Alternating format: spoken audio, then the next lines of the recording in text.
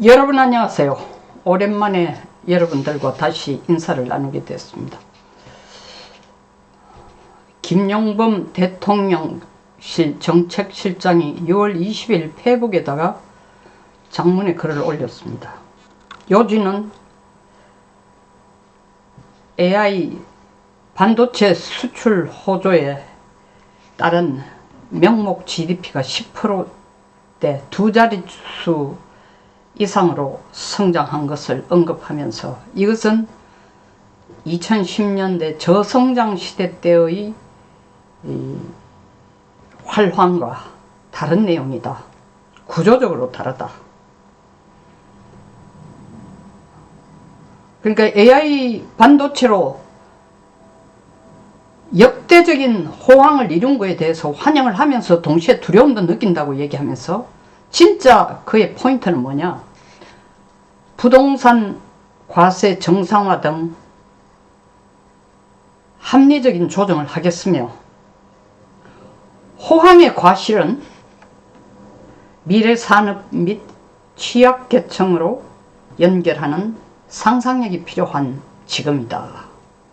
자, 미래산업 및 취약계층으로 연결하는 상상력 필요라는 얘기는 지난 5월 13일 이 AI 국민배당금 얘기를 했다가 아주 국민들이 들고 일어나니까 딴 말로 변명을 했습니다. 근데 선거 끝났으니까 다시 끄집어내는 거예요. 이거 누구 취재예요? 이재명 대통령의 생각이죠.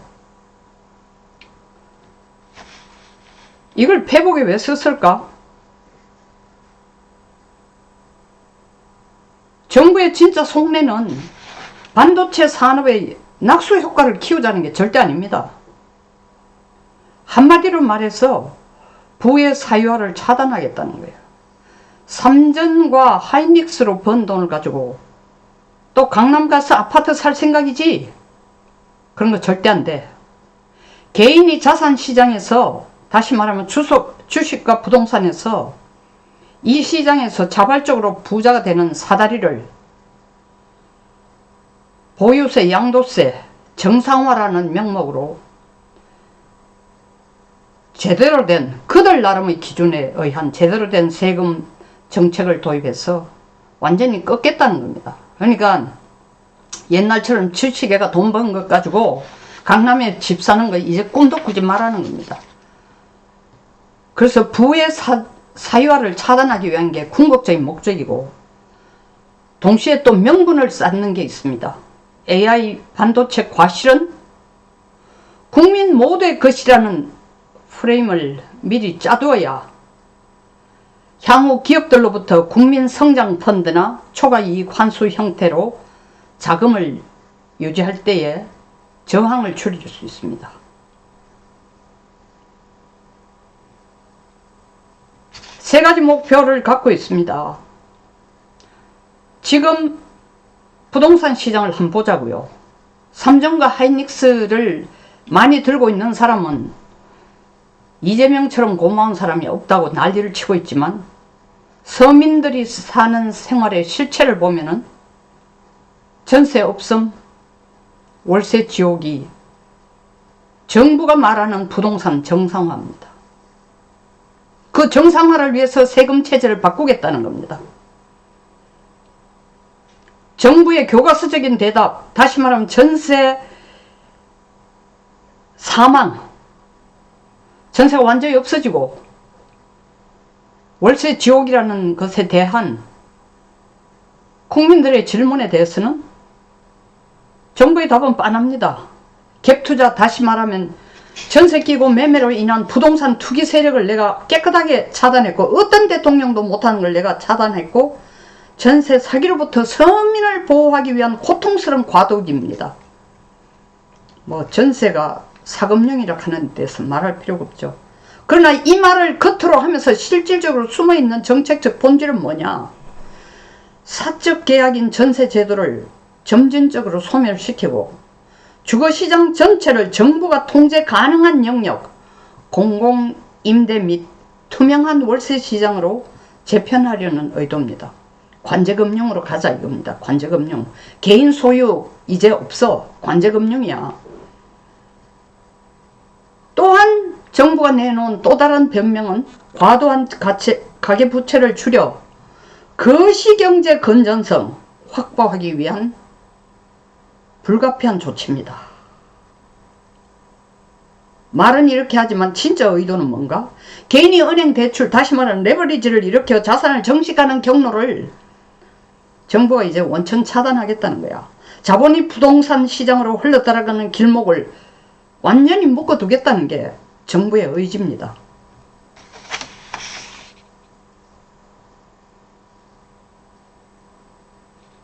이런 차제에 웬일인지 정부에서는 지금 대출 숨구멍을 좀 털어주겠다는 겁니다.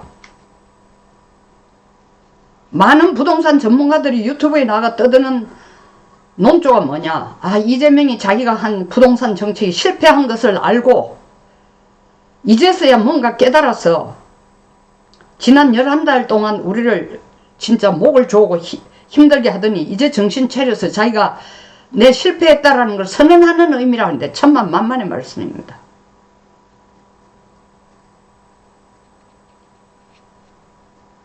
임계점 직전에 부러짐,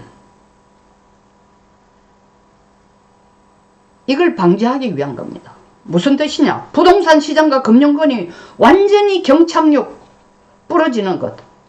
경착륙해서 연쇄 부도가 나면 정부로서도 감당이 불가능해집니다.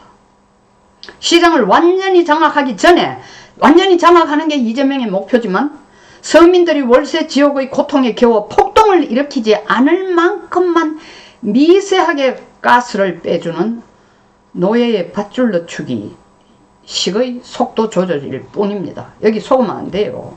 이재명이 내 부동산 정책이 안 먹혀들으니까 아무리 그래도 대출을 조금만 풀어주고 숨구멍을 터줘야 되겠다. 선의에 그리고 저소득층을 살리기 위한 거 절대 아닙니다.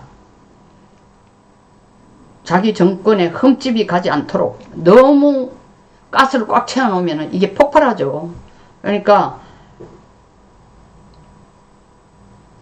월세 지옥의 고통에 겨워 국민들이 폭동을 일으키지 않을 만큼 가스를 빼주는, 국민들을 노예로 생각하고 목을 감고 있는 그 밧줄을 좀 땡기고 밀고 하는 식의 늦추기, 속도 조절용.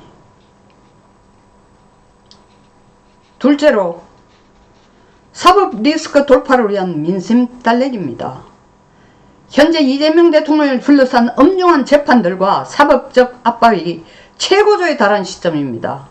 이재명 집권 이후에 공소시효에 대한 취소에 대한 얘기가 공개적으로 거론되고 있습니다. 11개월 동안 대출 완전히 막아 놓아가지고 성남 부동산 민심과 폭발 직전의 서민 여론을 그대로 두었다는 정권 자체가 흔들릴 수 있습니다. 알아요, 그걸. 즉 사법적 위기 국면을 돌파하기 위한, 사법적 이 공소 취소가 이루어지지 않으면은 자기도 골로 가는 거야.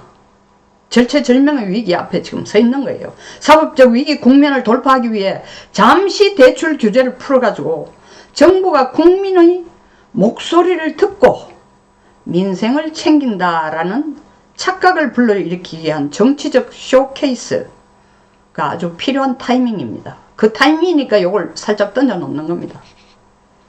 셋째로 150조 자금, 지금부터 5년 동안 150조를 거두겠다는 거 아닙니까? 누구로부터?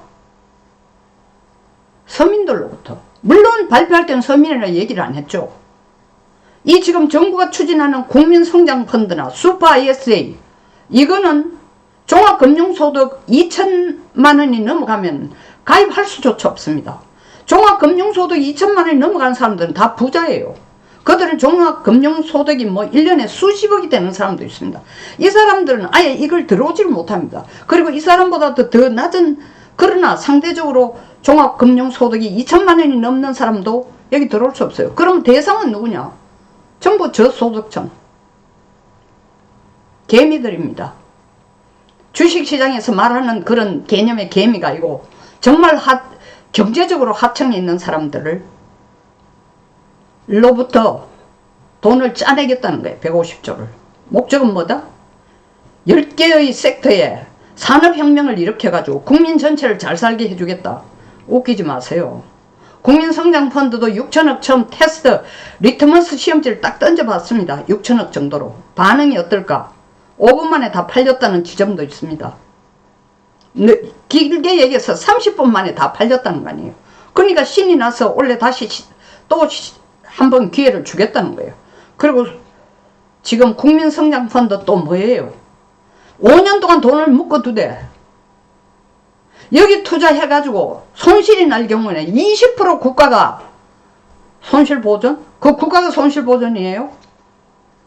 내 돈 주고 내 보리떡 사먹는 거예요. 사실은 내 돈 주고 내 이자까지를 내가 갚는 내 보리떡을 사먹는 꼴이에요. 국가가 20% 개인 투자 20%를 손실을 감당해준다?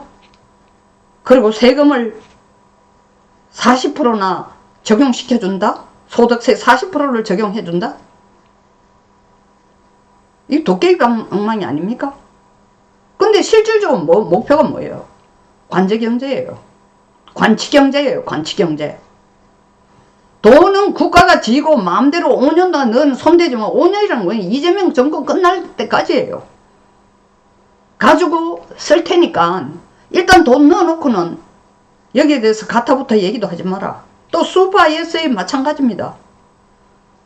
연간 4천만 원까지 들 수 있는 통장을 만든다는데 그 역시 종합금융소득세가 2천만 원이 넘는 사람은 통장을 열지도 못합니다.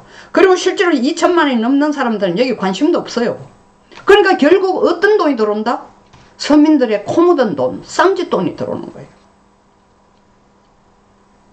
150조를 걷어서 이것을 10개 섹터에 온전히 그 산업 발전을 추진하기 위해서 투자한다? 어떻게 알아?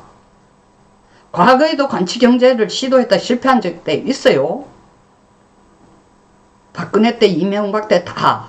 그러나 이것처럼 이런 대규모도 아니었고, 그리고 그들이 시도한 것은 국가 경제가 어려우니까 하나의 방도로 생각했지만 그것을 정권 유지 그리고 사유재산을 포기하도록 하는 것으로 유도하기 위한 방안을 선 사람은 아무도 없어요. 선 대통령은 아무도 없어요. 정부가 추진하는 국민성장펀드, 슈퍼 ISA 등으로 시장의 유동성을 대대적으로 흡수하려면은 민간금융시장, 다시 말하면 은행 대출이 너무 경색되어 있으면 안 됩니다. 제도권 금융을 살짝 열어두어 돈이 도는 것처럼 착시를 만든 뒤에 그 자금들이 결국 정부가 지정한 10개 섹터 산업펀드로 흘러 들어오도록 유인책을 설계하려는 사전 정지 작업일 가능성이 굉장히 높다는 거죠. 결국 김용범은 이재명의 아주 훌륭한 딸랑입니다. 생각이 딱 맞아 들어가는 게 아니라 그런 사람이 아니면 정책실장으로 일할 수가 없겠지. 이재명 정권에서. 이재명이 하고 싶은 얘기를 미리 던져주는 거예요. 결국 김용범 실장의 발언하고 대출규제 엇박자는 정책의 실패를 이재명이 인정하기 때문에 나온 하나의 해결책이 아니라 기업과 개인의 돈을 정부 통제하에 두고 필요할 때마다 줬다 뺐다 하면서 이득을 극대화시켜 나가겠다라는 이재명 정부 특유의 거대 설계, 빅 디자인, 체스판 위에서 정교하게 움직이는 말들의 움직임에 불과하다는 겁니다. 지금 우리가 닥치고 있는 상황을 정확하게 파악해야 됩니다. 오늘 여기까지 하겠습니다. 송영순TV였습니다.